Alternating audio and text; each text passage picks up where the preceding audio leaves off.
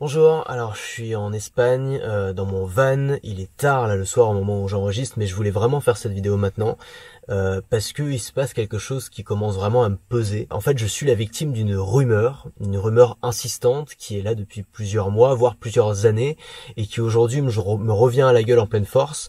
Et ce que je voudrais faire dans cette vidéo, c'est expliquer comment se construit une rumeur, parce que là on a vraiment un cas d'exemple qui est fascinant, et pourquoi il faut faire attention à ces rumeurs et garder un esprit critique.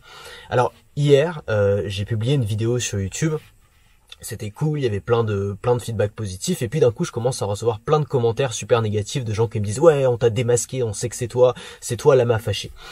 Et je me suis dit, oh non, pas encore cette histoire de Lama fâché. Lama fâché, si tu sais pas ce que c'est une chaîne YouTube de personnes qui fait du contenu qui est pas très intéressant, qui est surtout regardé par des enfants et des ados. C'est du contenu, c'est des tops, c'est du contenu souvent conspirationniste. Enfin, c'est vraiment de la merde. Voilà, faut le dire, c'est de la merde sur YouTube. Et qui a un succès qui est énorme, et donc ça attire l'attention. Et surtout, ça attire l'attention parce que les gens savent pas qui est derrière. Personne sait qui est l'auteur de cette chaîne-là. Probablement un entrepreneur qui fait tourner ça, mais personne sait qui c'est. Et les gens ont envie de savoir. Et donc il y a une sorte de quête pour découvrir qui est l'auteur de Lama fâché. Et donc hier, il y a une journaliste qui a publié une vidéo sur YouTube, sur sa chaîne YouTube, qui s'appelle Lama fâché, le fake à plein YouTube. Et dans la première partie de cette vidéo, elle explique à quel point cette chaîne est toxique, et sur cette partie de la vidéo, évidemment, je la rejoins, parce que pour moi, c'est pas une bonne façon de créer une audience et de partager du contenu sur YouTube. Enfin, pour moi, c'est du contenu poubelle, c'est comme ce qu'on voit à la télé la plupart du temps. C'est pas ma philosophie. Si tu me suis depuis longtemps, tu le sais, tu sais très bien comment on fonctionne.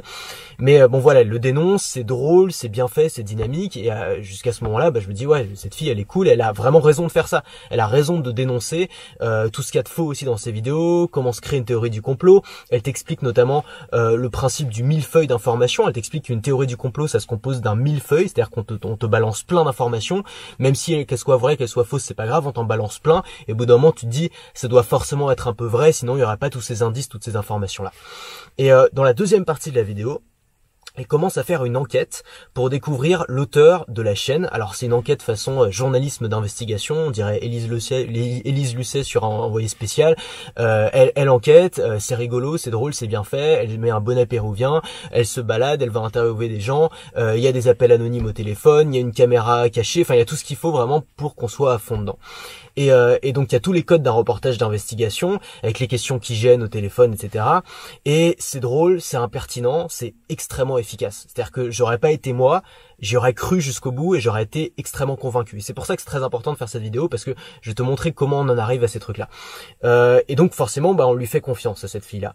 Et en fait, tout est basé sur une rumeur qui est que donc elle essaye de chercher qui est l'auteur de Lama fâché. Elle se base sur une rumeur qui est que ce serait Antoine Blanchemaison, donc moi, Bibi, Antoine Blanchemaison, parce que on dit que c'est Antoine Blanchemaison. Et donc évidemment, elle se contente pas, parce que c'est une journaliste d'investigation, elle se contente pas de la rumeur, elle va creuser la rumeur, elle va essayer de savoir si c'est vraiment moi ou si c'est pas moi.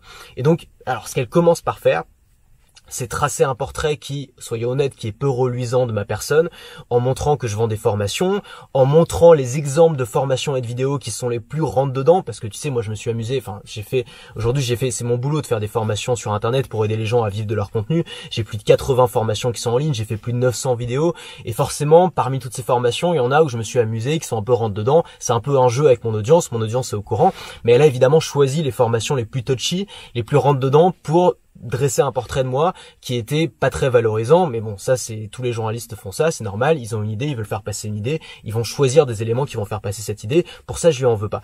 Et ensuite, ce qu'elle va faire, c'est qu'elle va s'habiller en péruvien, tu sais, on cherche un lama, on s'habille en péruvien, c'est drôle, et elle se rend à l'adresse de domiciliation de ma boîte. C'est-à-dire qu'elle cherche ma boîte sur société.com, ma boîte s'appelle BM Prod, elle voit qu'il y a une adresse en dessous et elle se rend à cette adresse-là. Cette adresse de ma boîte, c'est une adresse de domiciliation. Ça veut dire que c'est une boîte aux lettres. Ça veut dire que je travaille pas là, c'est aux Champs-Élysées, j'ai pas un appart aux Champs-Élysées. J'ai une boîte aux lettres. À quoi ça sert? Ça sert justement à pas mettre sa vraie adresse publiquement sur société.com. Parce que la plupart des petits entrepreneurs travaillent de chez eux, et donc quand tu travailles de chez toi, t'as pas forcément envie qu'il y ait des gens qui viennent t'embêter en bas de chez toi, comme ça aurait été le cas d'ailleurs si j'avais mis ma vraie adresse. D'ailleurs, pour info, l'adresse qu'il y avait avant, c'était l'adresse de ma mère, et j'imagine très très bien la journaliste qui débarque en bonnet péruvien chez ma mère, et ma mère qui est là, qui panique complètement. Donc heureusement que c'était pas ma vraie adresse. Et donc elle fait son enquête, elle arrive aux Champs-Élysées, dans évidemment un bâtiment qui est complètement un bâtiment commercial avec plein d'adresses postales, parce qu'il n'y a pas que mon adresse pro dans ce bâtiment-là, il y a des adresses pro de probablement de milliers d'entrepreneurs, et donc personne peut lui répondre. Elle va voir un type un peu au hasard, et ce type-là lui dit ouais, c'est des adresses pour les gens qui veulent pas dévoiler leur identité, je sais pas quoi. Non, ça s'appelle une adresse de domiciliation, et il y a énormément d'entrepreneurs qui utilisent une adresse de domiciliation, notamment les entrepreneurs qui travaillent chez eux. J'ai acheté cette adresse-là, je paye un abonnement pour avoir cette adresse-là, j'ai acheté sur cedomicilier.fr qui propose comme ça des boîtes aux lettres. L'avantage aussi, c'est qu'ils reçoivent mon courrier, ils me le scannent, ils me l'envoient directement par mail, donc ça apporte plein d'avantages. Donc déjà, elle montre comme si c'était un truc caché, alors que bon, c'est quelque chose qu'on fait tous. Et puis ensuite, elle contacte mon assistant pour demander un droit de réponse. Alors ça, c'est tout à son honneur, c'est bien, et si on avait fait bien les choses, j'aurais répondu. Simplement, mon assistant, je lui ai donné des consignes et je lui ai dit quand il y a une journaliste ou un journaliste qui te contacte, tu réponds pas parce que j'ai pas envie de faire des interviews. Tu vois, c'est pas mon boulot, je fais pas d'interview. Et donc, il lui a dit simplement qu'on n'était pas intéressé. Sauf que là, en l'occurrence, ça aurait été bien que je puisse en effet répondre parce qu'à mon avis, ça aurait évité toute cette affaire. Mais donc, du coup, elle montre le mail de mon assistant qui répond que je suis pas intéressé parce qu'il répond ça à tout le monde parce que c'est les consignes que je lui ai données. Donc ensuite, la vidéo continue. Il se passe plein de choses. Elle va voir une agence web qui serait l'agence de Lama Fâché. Bon, ça, je connais pas cette agence, ça me concerne pas. Et ensuite, elle revient sur moi tout à la fin de la vidéo en faisant un appel anonyme à quelqu'un qui se dit ami du lama. Donc, on a vraiment un appel anonyme, on sait pas qui c'est, sa voix est transformée, on sait pas qui c'est soi-disant un ami du lama, on sait pas d'où il vient parce que on protège ses sources, donc on n'a aucune info sur lui, qui dit par téléphone, ouais, j'ai bossé avec Antoine, je sais pas quoi, et elle me dit Antoine Blanche-Maison, et il dit je sais pas, je connais pas les noms, et elle lui envoie soi-disant une photo de moi. Alors déjà, cette scène est très bizarre parce que elle appuie son téléphone, c'est un iPhone, ça fait bip quand elle envoie la photo, alors que ça fait jamais ça sur un iPhone, mais bon, admettons. Elle envoie la photo et le gars tout de suite dit ah oui c'est lui, c'est Antoine Blanche-Maison, c'est avec lui que je travaille. Et elle termine la vidéo là-dessus, en mode c'est bon, on l'a découvert, c'est lui, c'est évident, faites ce que vous avez à faire. Et donc là, qu'est-ce que les gens ont ils ont mon nom, mon prénom plus mon nom de famille, qu'elle a balancé publiquement. Ils ont l'adresse de ma chaîne YouTube, bien sûr, que les gens vont pouvoir venir et envoyer des insultes en commentaire. Ils ont ma photo, ils ont des vidéos de moi. Et ils ont même l'adresse de ma société. Ça veut dire quoi? Ça veut dire qu'elle m'a affiché sur la place publique en disant la personne que vous détestez, c'est lui, il a un nom, un visage, il habite à tel endroit, démerdez-vous, faites ce que vous voulez. Ça veut dire que si demain je croise un type à Paris qui a envie de se taper Lama Fâché, il peut me péter la gueule à cause de ça. Et si c'est le cas, si ça arrive, en tout cas cette journaliste-là, elle aura ça sur sa conscience. Bon, j'espère que ça arrivera pas, je pense pas que ça arrivera, mais toujours est-il que c'est ce qui peut arriver quand on balance comme ça quelque chose, on lance, peut-être malgré soi, on lance une sorte de fatwa. Internet est cruel, et quand il y a des gens qui sont remontés, quand il y a un gros nombre de gens qui sont remontés contre quelqu'un sur Internet, quand tu balances des infos sur cette personne-là, ça la met en danger. Peut-être que c'est pas le rôle du journaliste de se préoccuper de ça, mais en tout cas, c'est la vérité, c'est la vraie vie, c'est que tu mets la personne en danger. Alors, je voudrais qu'on revienne sur la rumeur, parce que peut-être qu'à ce moment-là, tu te dis, toi, qui débarque sur cette chaîne YouTube, qui me connaît pas, tu te dis, peut-être Antoine, c'est en effet Lama Fâché, j'ai vu la vidéo, c'est convaincant, il y a beaucoup de preuves. Et je voudrais t'expliquer comment fonctionne une rumeur, parce qu'on a vraiment un cas qui est fascinant. Une rumeur, c'est comme un feu. C'est-à-dire que ça commence toujours avec une petite étincelle, et le feu se propage petit à petit, et ça devient un énorme brasier. Et quand c'est un énorme brasier, ça devient extrêmement difficile de l'éteindre. Qu'est-ce qu'on a? On a d'abord, comment cette rumeur s'est créée? On a d'abord un YouTuber, et tout a été basé sur cette simple coïncidence, un YouTuber qui a remarqué qu'il y a quelques années, je possédais un blog qui s'appelait Lama Fâché. Et ça, c'est la vérité. Il y a quelques années, j'ai créé un blog où je parlais un peu de tout et de rien. C'était mes débuts sur Internet. J'avais pas encore de société ni rien. Il s'appelait Lama Fâché parce que, moi, c'était une référence à Tintin, parce que dans une BD de Tintin, il y a un lama qui crache sur le capitaine Haddock, et il y a le Péruvien qui dit quand Lama Fâché lui toujours faire ainsi. Ça me faisait marrer. C'était une anecdote que j'avais avec ma famille et tout. Donc, je l'ai réutilisé pour cette raison-là. Au bout de un an ou deux, j'ai laissé tomber ce blog. Je me suis occupé d'autres choses. Le nom de domaine est retombé dans le domaine public. Et puis, quelques années plus tard, il y a cette chaîne YouTube qui s'est créée, qui s'appelle Lama Fâché, et qui a commencé à avoir pas mal de gens qui la détestent. Et du coup, il y a un YouTuber qui a simplement remarqué cette coïncidence, donc on utilisait le même nom à quelques années d'écart, et donc il a fait une vidéo en disant tiens, c'est probablement Antoine BM Lama Fâché, parce que regardez, il y a une coïncidence, c'est le même nom, donc je vois que ça, parce qu'on veut savoir qui c'est, mais on n'a pas l'info. Donc on est prêt à prendre n'importe quoi, tu vois, on a faim, on est prêt à prendre n'importe quelle nourriture. Qu'est-ce qui s'est passé ensuite? Il y a quelqu'un qui a vu cette vidéo, c'est un YouTuber qui était assez connu, alors moi j'ai commencé à me prendre des insultes à ce moment-là, bon, c'est ok, je me suis dit, bon, c'est pas grave, je m'en fous, enfin, j'ai pas pris ça au sérieux, et quelqu'un a créé une page, alors pas Wikipédia, mais un site wiki pour les youtubeurs, c'est l'équivalent d'une page Wikipédia, en mon nom, en donnant que des informations fausses sur cette page. C'est-à-dire que tout ce qui était sur cette page était faux. Je sais pas comment il a fait pour se démerder, mais il le disait, enfin ça avait l'air sérieux, on aurait dit une page Wikipédia, et notamment sur cette page-là, il y avait marqué que j'étais Lama Fâché.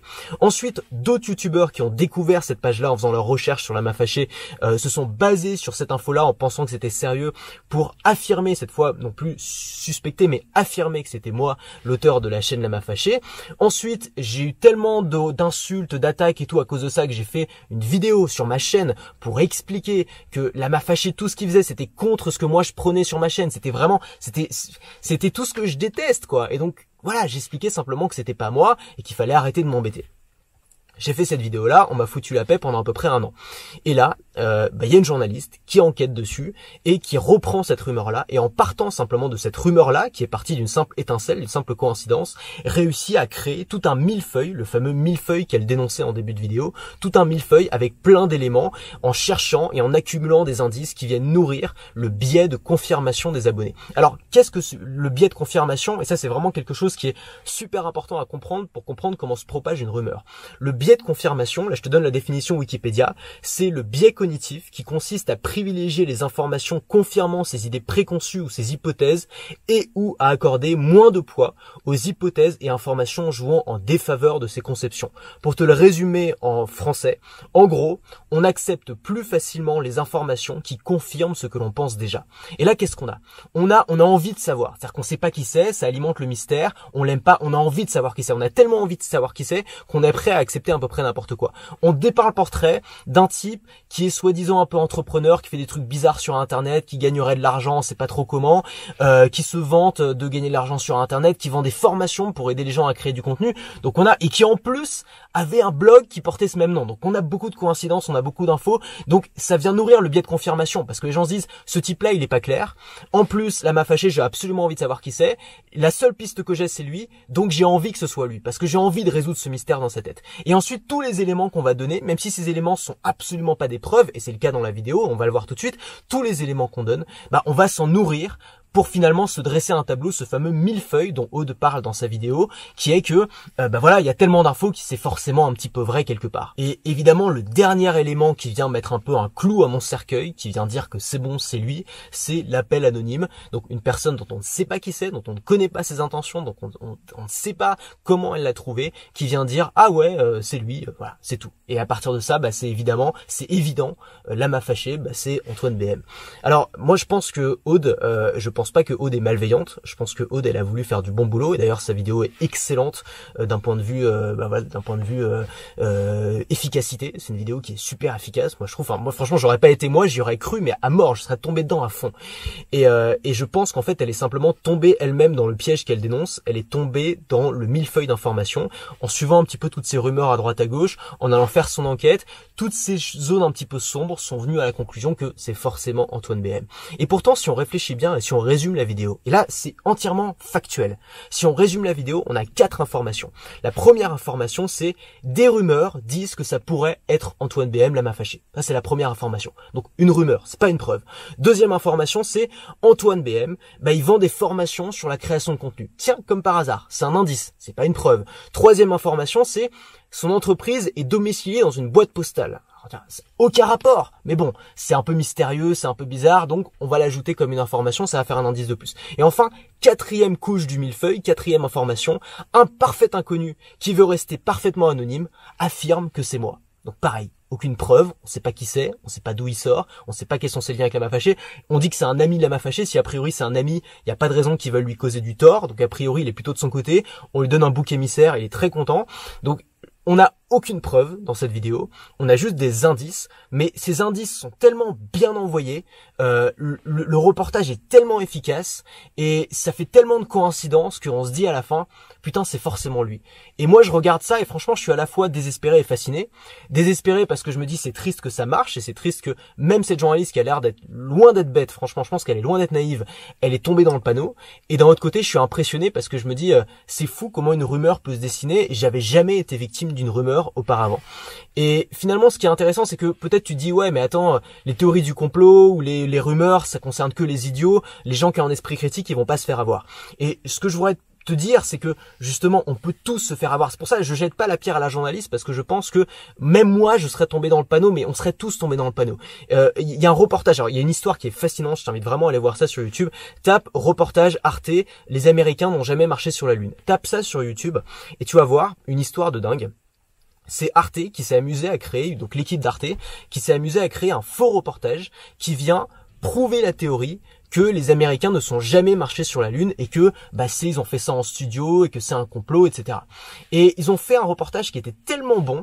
Alors, ils ont associé en fait des interviews qui étaient un peu dissolues de gens qui avaient rien à voir avec le truc en fait. Mais le reportage était tellement crédible parce que techniquement c'était parfait qu'ils l'ont montré à tous leurs journalistes. Ils ont mis tous les journalistes d'Arte dans une salle, ils leur ont montré le reportage et tous les journalistes sans exception sont tombés dans le panneau.